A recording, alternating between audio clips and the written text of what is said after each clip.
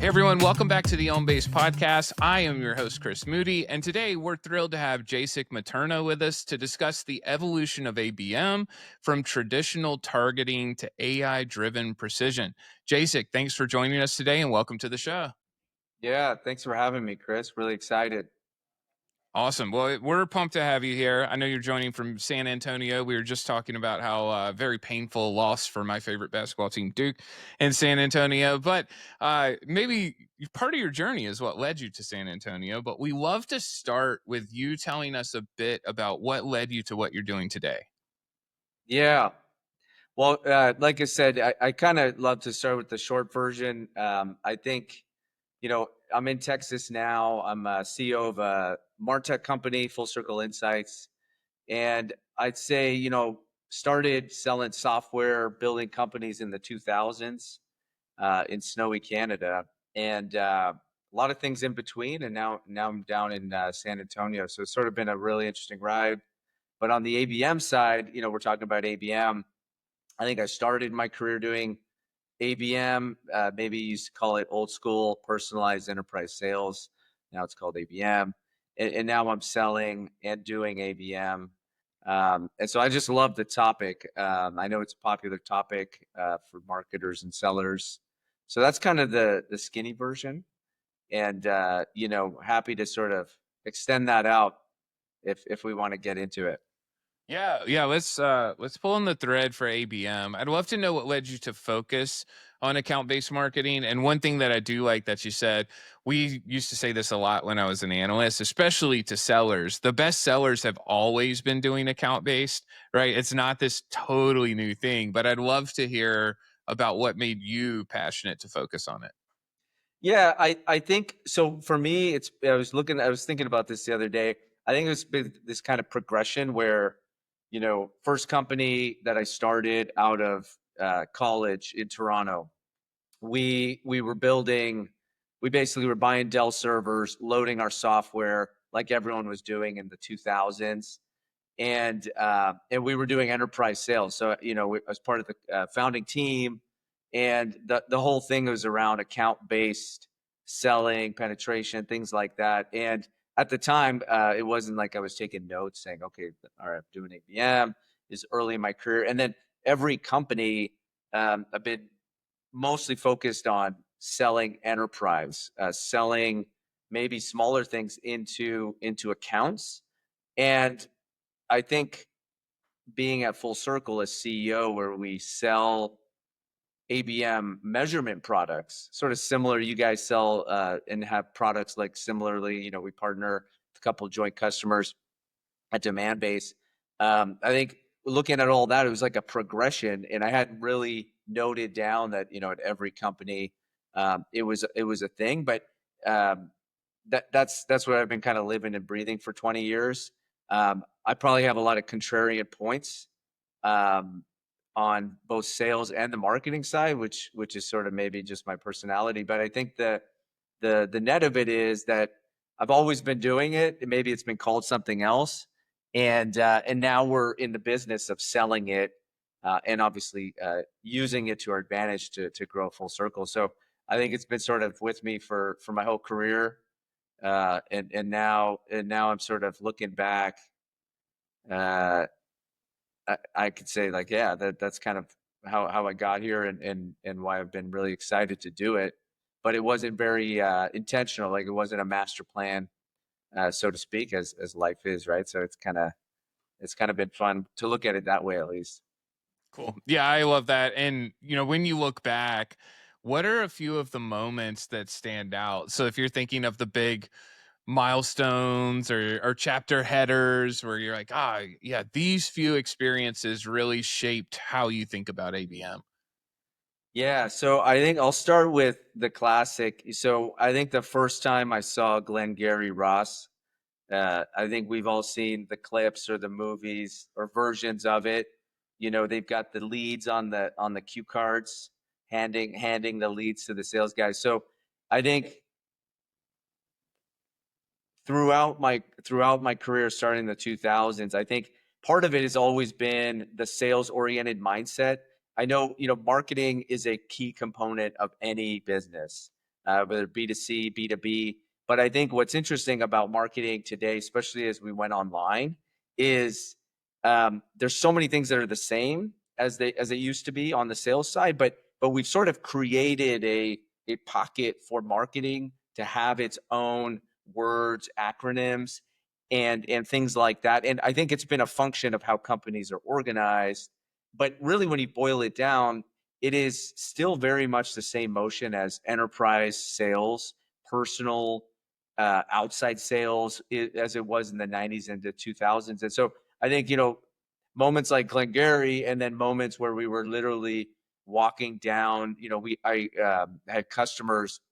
If you've ever been down to Front Street, Manhattan, there's this great little pizza place, and around the corner, you've got the DTCC and like all the huge banks. And so we were selling into these banks, and we had like 2, 3 major accounts. We were a small company, and we just had to MacGyver our way into these things around like, okay, there's obviously a product component, so let's go get Dell.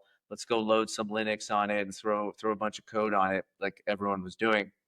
But then there was just all of the personalities and how to get into those environments, especially as a small company. I mean, it's really interesting. And I think now you talk about, okay, buying groups and all these, there's all these formal definitions. And I think at the time, and for me, just being early in my career too, we were going through the motions, but I remember specifically these moments when we were trying to figure out a MacGyver plan to kind of get into the base, right? So there's like this base. So you take a Chase Bank. Okay, how do you get into a Chase Bank? Because you go to chase.com, it's unclear how you get into that account. And that's a kind of, I think, crazy extended example, but that's kind of, to me, what it is. And so it's like, all right, how are we going to get into the base? We sneak around the back. How do we distract the guards? What are the tactics? And that's what I think is really fun about ABM, because you have to focus on people, so somebody's name. That I think is actually become a foreign concept where, well, hold on, we're talking about ICPs, we don't talk about names. Like, let's just talk about the ICP, and there's like that picture of a person, and it says that they're this kind of person, they work here. And I said, guys, like every account, there's a human there. And I think that personalization piece is really what got me hooked on just selling at every company I've been at in different capacities. And then now coming full circle around the products we build. And then now it's obviously super digital. So you can measure stuff differently. And, now marketing is really sort of really involved. Like I said, so there was kind of, like I said, a couple of moments, but definitely the Glengarry kind of, I'm a sales guy. I like telling stories, but at the end of the day, I think all marketers, the best ones, are sellers too. They're just good at crafting stories and sort of putting the sort of storytelling hat on. And I think that's how I kind of see things moving forward, where you have new marketers coming into the space, and they ask like, how could we grow? Where's things going? I said, like, if you can nail that, and you'll be extremely valuable. It doesn't matter what the tech is and all this AI stuff that obviously we'll be talking about. It's kind of that piece. So that's, like I said, some of the things that resonate with me back in the day. That's awesome. I love that. And, one of my favorite parts about hosting a podcast, it is connecting stories. So to your point, it's listening. There is some prep, right? But listening and then connecting the dots. You Yeah. also use full circle in your explanation. So well played. You get a bonus point for that, for using full circle. Yeah. You talked about buying groups, you talked about personalization. We still probably both run into some organizations that feel a little bit hand over the lead card, Yeah. Glengarry Glenn Ross style. ABC always be closing, right? Like, we still run into that stuff too. But if you think about the last decade, how do you think account-based marketing has evolved, especially with the emergence of the digital tools and data that you talked about? Yeah. No, it's interesting. I mean, I think, yeah, I mean, you see a lot of the there's, I think, different camps. There's the long live MQL is dead. like slogans. Then there's the, yeah, Forrester. We have like it's accounts now. It's not this lead, it's not this lead funnel. Then it's the buying groups buy stuff, not leads. I think all of those are true, and I think if you look at now 2015, the biggest shift and the biggest thing that I think has happened with tools, especially maybe in the last 5 or 6 years. Um, I don't know if COVID or that sort of digital remote period had like an amplification effect, but I do think that as we've gone more digital, as we've gone more remote distributed, as we've gone more maybe as tools have unbundled, there's like SaaS tools for every little point product. You have, I don't know how many tabs in your Chrome that are open. There's just like more and more tools that I feel like the marketing team, maybe by force, has become sort of detached from like the point of sale. And I think they're almost abstracted from, they've had to create ICPs because it's no longer sort of scalable to think about people's names and like that account, that person, where they play golf, how they do their thing. And I think the tools have become like this like command center because the data is flowing in, and we've got all these data sets that we need to measure.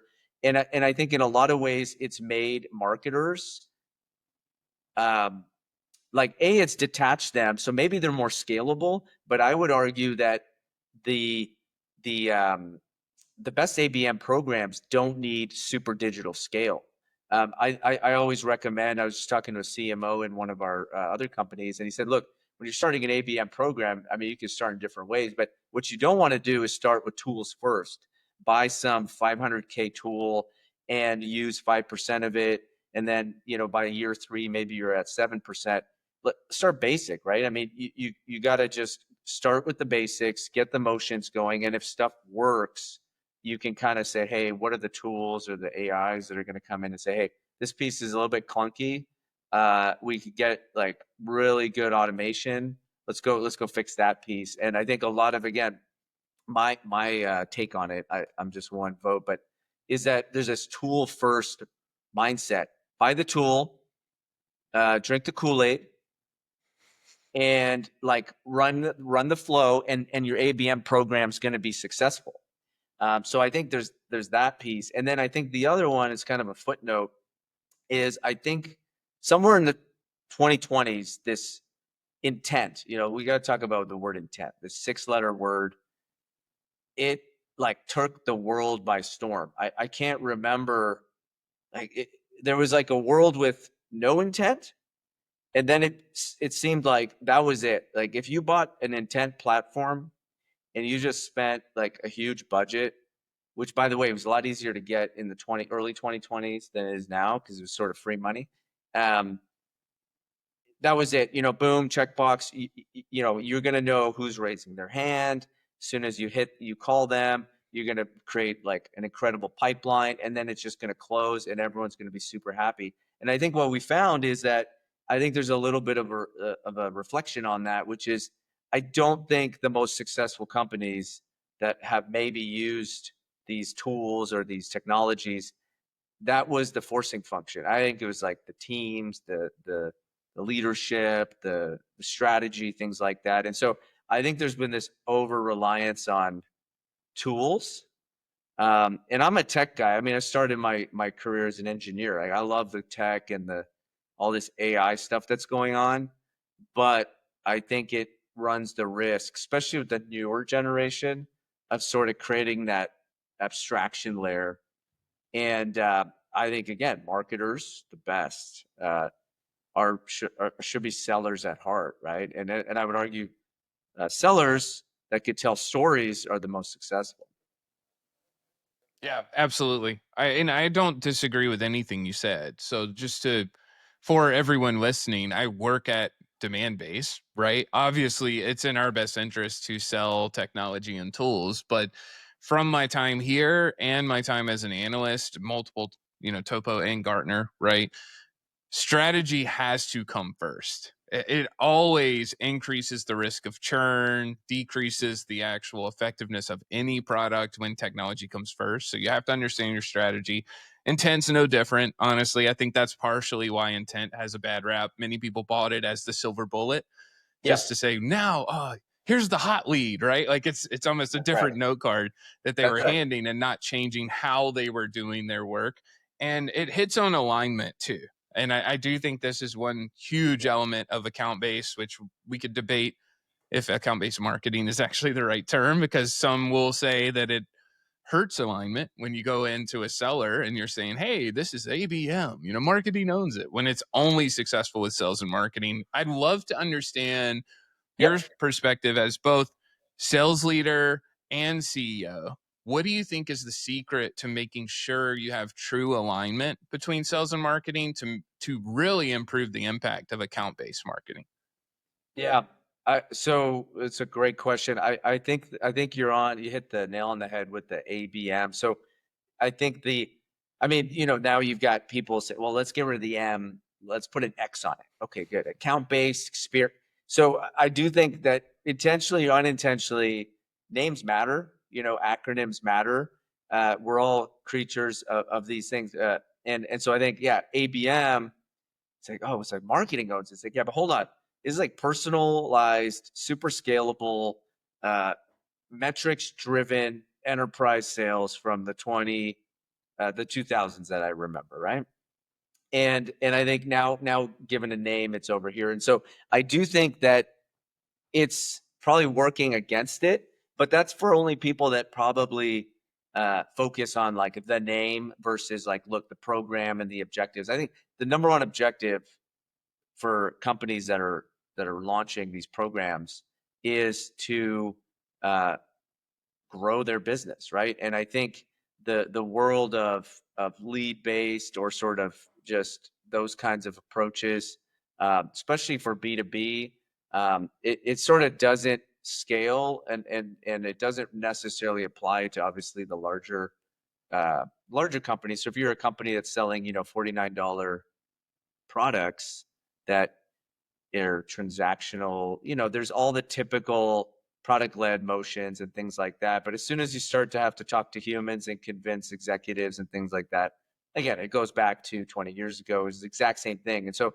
to your point, that intent thing where it's like, okay, you got the cue cards, there's like this separate stack of cue cards. Yeah, these are the hot leads. I think that's what really happened. And I think it doesn't necessarily change the fact that, like, look, for this to be successful, there needs to be a partnership.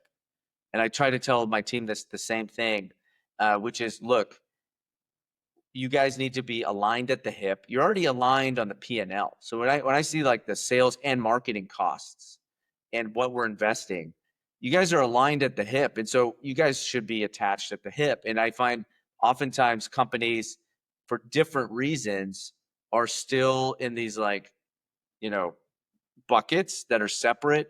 Some CEOs have like read the McKinsey reports that, hey, you should probably hire a CRO. Seems like that's going to bring it together because they have a word revenue in their title, which I think is true in some areas. But at the same time, I think it's I think simpler than that.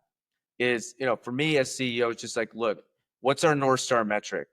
Okay, this quarter it's going to be, we need to grow bookings. Okay, so let's simplify what that means. So we need to get pipeline built, and however that comes in, we need to measure it, make it effective, and that could be sales activities, could be your activities, their activities, but align on the same metric. I think don't complicate your technology. I think there's too many tools out there. I find sales people calling me all the time saying, look, there's another tool that we just bought and somebody's using it for some other thing.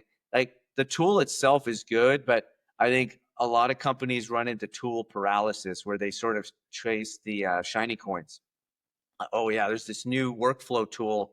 If I get that tool connected to this other tool, then I'll be able to buy this third tool and it's going to be beautiful. And it's like, look, let's get back to basics. You've got sellers, you've got your marketing team, and you guys are on one sheet of music, right? Like, what are we doing this quarter? Okay, we're going to go after these accounts. How are we going to do it? who's going to go after them? What are the tactics? Who's sending the golf balls? Are we doing wine? Are we using airplanes? Like, how is it going to work? And I think a lot of that is just the thing I love about it is it's in this digital world, it's really human. Like it's like, let's all get in a room, virtual or not, and kind of figure it out. And that's what I remember when I started my career is that's how it was. This is like kind of right when it went from it pre-internet to internet.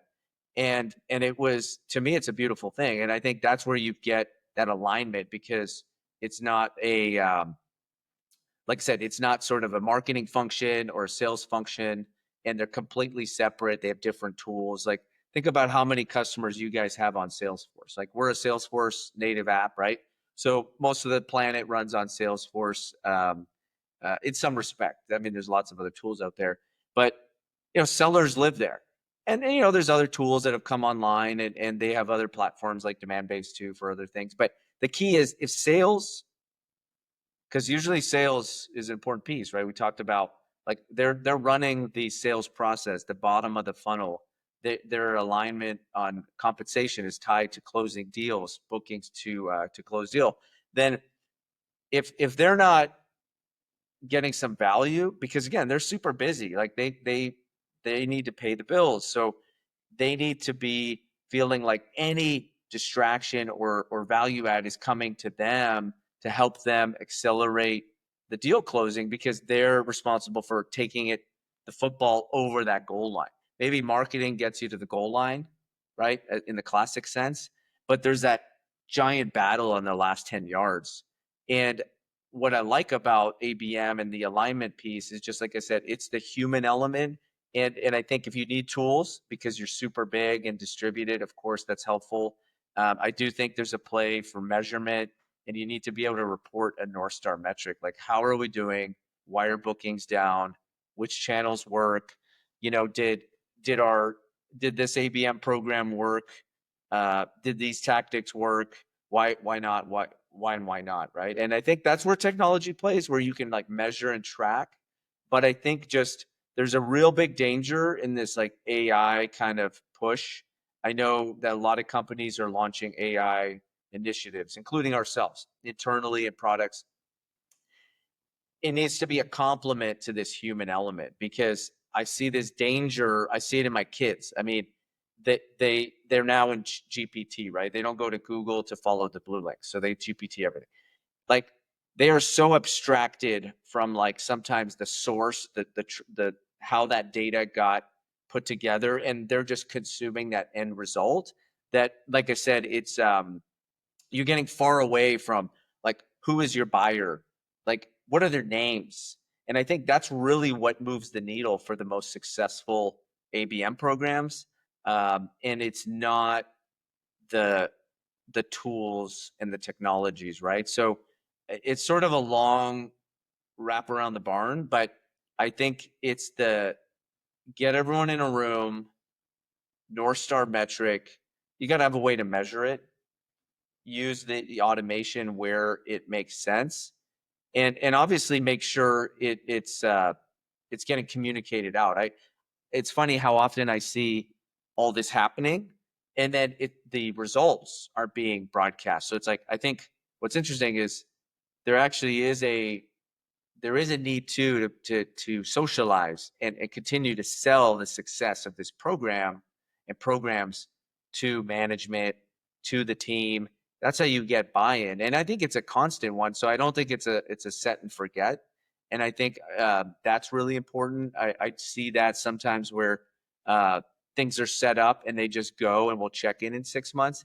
Look, we all know ABM, right? It's like sometimes the top of the funnel, you get companies that didn't know about you. Just getting them to know about you is a massive win. I think for some people, they're like, well, that's just, it's going from this stage to that stage. They kind of break it down as a pipeline. I say, look, the effort to get a small company to be known by your preferred buying group or buying targets and people, that's a monumental win because they didn't know about you 6 months ago. And now they know about you. And if you can't show that that's like an activity, then it could be, your whole program could be in jeopardy. So I think that ability to use this case, maybe the tools, right? To sort of story tell, hey, we're making moves and we've got more time that we need, but things are progressing, is another piece of it. And I think that brings, like I said, the team together, because the sales and marketing team need to be, I think, in the same like spreadsheet or tab or whatever you want to call it.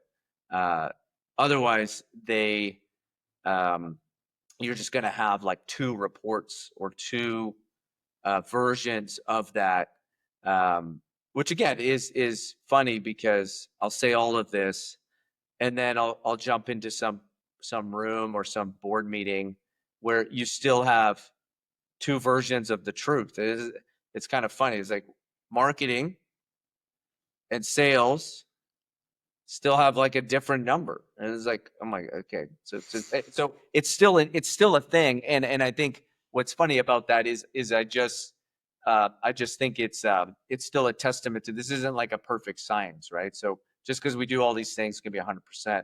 It's like 80%, and there's gonna be like this 20% that is always on the periphery, and there's different ways to solve that depending on how you want to run the business, or how leadership uh, tackles those pieces. But I think 80 to 90% is a good start. Yeah, totally. Well, you've hit on some of these already, but I'd love to know, from all the folks you're working with and talking to, what are some of the common traps you see with account based? It could be myths, misconceptions, outdated practices. What are some of the things you run into the most that you wish people would stop doing? Yeah. So I think I'm just picturing a trap, bear trap kind of thing. So Yeah. I do think, I will have to touch on intent again. I think, like, personally, in our business, the amount of conversations I have with go-to-market leaders that are experiencing what I call an intent hangover is larger than I would expect, like, normally. And I kind of dug into this. I've been studying it the last, say, 6 months, and I said, like, tell me a little bit more about that. And I think it's back to what we talked about with the hot leads, right? So the pink cue cards, not the special one with the bow versus the regular. And I think it was sort of a, if we buy that and we just invest in that, all will be solved. We don't need to align the teams.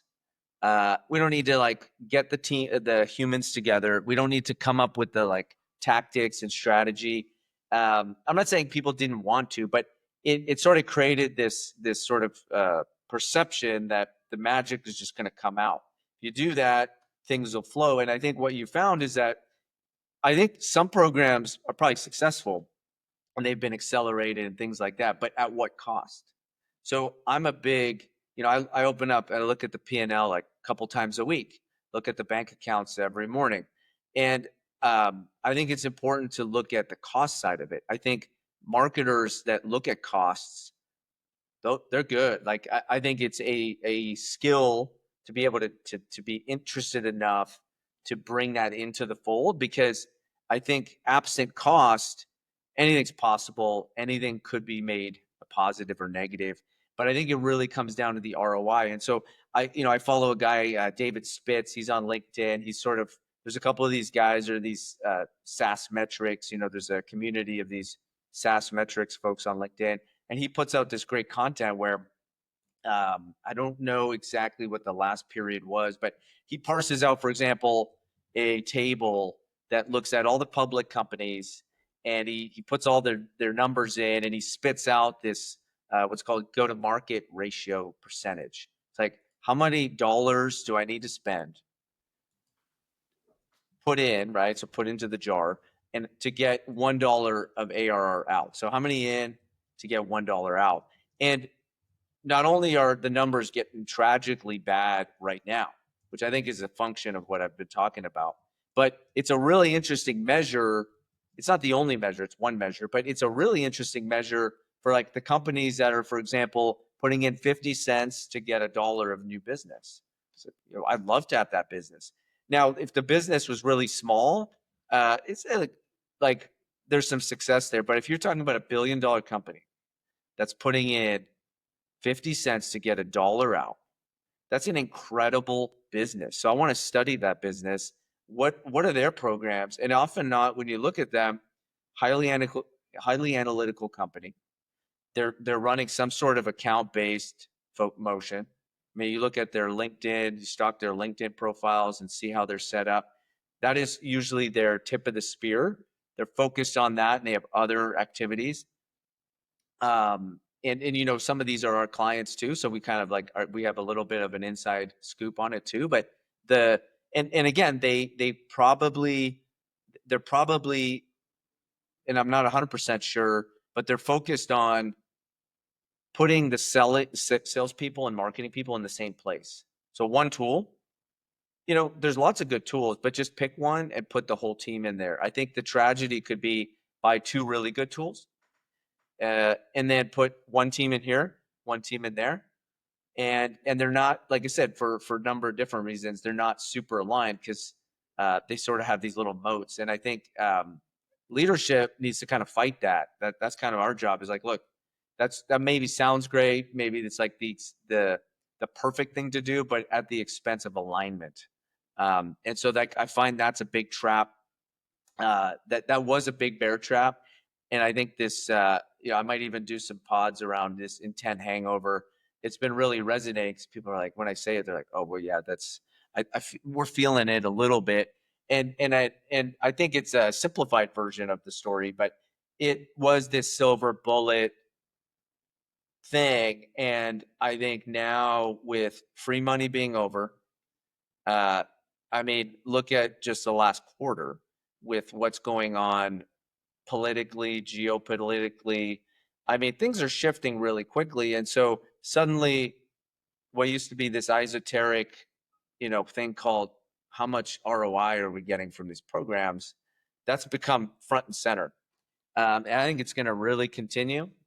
And I think, like I said, it's a key input that needs to go into the ABM program. Is like measuring the follow through ROI. And I think companies that maybe they don't bring the finance side into it, so they're focused on the experience, maybe the metrics of just raw output without bringing in the underlying cost. That might be a really big trap. And I think CFOs are getting smarter. They've got wicked tools. Like the amount of power a CFO has at their fingertips now, because they've sort of left NetSuite and QuickBooks. They're plugged right in. They're in Salesforce. They're in some of these tools. They've got a lot of this AI capabilities that are coming out. So that's a big trap. And I think I'd recommend marketing teams, even the sales leadership, like at what cost? And I think that's I wouldn't say it's a past trap. I think still it's an ongoing trap right now. Yeah, definitely. Well, we're coming up on our time, but I have a few more questions. So we'll try to hit these quickly, and then we'll shift into the lightning round. So some very quick hitters at the end. But you've talked about AI, you've talked about personalization and relevance, also hit on scale. I'm curious how you think AI is going to change account-based go-to-market strategies. Yeah. So I'll try to keep it short because this is one of my favorite topics. We could do a 3-hour session here, but so I think that what's really exciting about AI for account-based is, I think for the first time, you're going to have a cost-effective way for the maximum amount of businesses to be able to hyper-personalize, hyper-target, measure, and analyze things, which is kind of the effectiveness. And then, and really, probably, again, just from an experiential point of view, make it super easy for everybody across the company to use these things, the adoption. So they're not, they're not sort of, there's these analysts or these sort of specialists that are in charge of these areas, and they have to sort of boil it down and deliver the message to other folks. I think so. That's really what the game changer is going to be. And I think that's on the pro side. On the negative side, actually, what's going to be happening, and you already see it, is just like one of my favorite books, 22 Immutable Laws of Marketing. I think if you haven't read it, pick it up. It's a quick read. 1993, 22 laws, they still all apply. One of them is like, look, if everyone starts doing it, it's so easy. It's so easy now that just like there's 10x amount of people. It becomes so saturated that all your tactics and all your approaches, they just don't stick. It's too competitive. And so it's almost like that creates sort of a massive amount of adoption, but it makes it, I think, even more challenging to, as a company, especially to distinguish yourself. I think right now, for example, it is the most challenging time, even if you've picked a category, talk about category design, where you're sort of one of one, because everyone, it's better not to compete with anyone. So how do you slice your category till you're that one of one perceived? And it's becoming harder and harder because everybody at scale can do all these things I mentioned before. And it seems like there's an infinite amount of choice. There's always a all-in solution for every problem. And how do you choose as a buyer? So almost like a buying group, like the buying team, it's like you could be chasing these things forever. Oh, next week, just when you think you've selected something, something new comes online, and then something new. So the pace of it has changed. And so I think as account based, the team, the strategy team, and the execution team, it's like, what does that mean? So I always think about that too. And I don't have all the answers of where it's going, but I think using AI, the team's going to need to use AI also, I think, to maybe work on strategies or tactics that they may not think are obvious to try to differentiate. So it's like you have like an AI that's like looking at everything that's going on and saying, look, everyone's chasing this shiny coin over here. With a little bit of tweaks, these kind of tactics could work because you'll be able to differentiate, and that might make the big difference for your program. And so I think it's like a super interesting time in that respect, right? And I think, like I said, it's fun because the adoption curve is going to be high. You don't need to have a PhD in analysis and statistics, and you can have people that write content. These beautiful people that write stories, and they're able to participate in this. So you'll be able to kind of extend out who's involved, which I think helps with alignment, right? You have the whole organization doing it, not a few people in the company. Love it. Awesome. Well, you hit on one book already. So we're going to jump to our lightning round. We have a couple very quick questions to close us out today. First, any books, blogs, newsletters, or podcasts that you'd recommend to our listeners? Yeah. So I first of all, I think everyone should subscribe and keep listening to this podcast. Thank you. Lot of great content here, for sure. I mean, it's a big pedigree of content. I think books, 22 Immutable Laws, pick it up. If you haven't read it, especially if you're new to marketing sales, I think it's key. Sometime you got to watch the Glengarry Ross movie. Um, it it's so classic, but the cue cards, uh, it it all comes together when you're talking with some of the things we're talking about. So that's a favorite movie of mine. I think April Dunford, she's an author. She wrote a few books. They're more on like positioning, category design, and selling. But we use those actually across all of our portfolio companies. I think there's so many flavors of that, but she just does a great job at talking about that space. And so April Dunford, really like that. And I definitely love, two pods that I'm listening to all the time. One, I think everyone's these days listen to All In, right? So All In is a super cool podcast because they're sort of giving me the weekly news feed. And that actually on Fridays, I digest it, think over the weekend, and you can sort of maybe re-underwrite some of the assumptions of planning in the next follow-on week. So I kind of use it as a nice uh, news recap. And then Invest Like a Best. I really like that podcast. Sean there, he runs that. it's just like I said, I gear more towards sort of the investing side. Um, but I think again, um, as CEO of the business, it's I'm in the business of like capital allocation. So where are we going to put our dollars to make the most impact? Like if it's an ABM, great. Like what are the returns? And so I like listening to what other companies are doing, because what's funny about ABM or just account based is a lot of these successful companies that continue to grow at scale have figured out this motion. And I think it's a combination of people. They have great people. They obviously have a great product, uh, something to sell.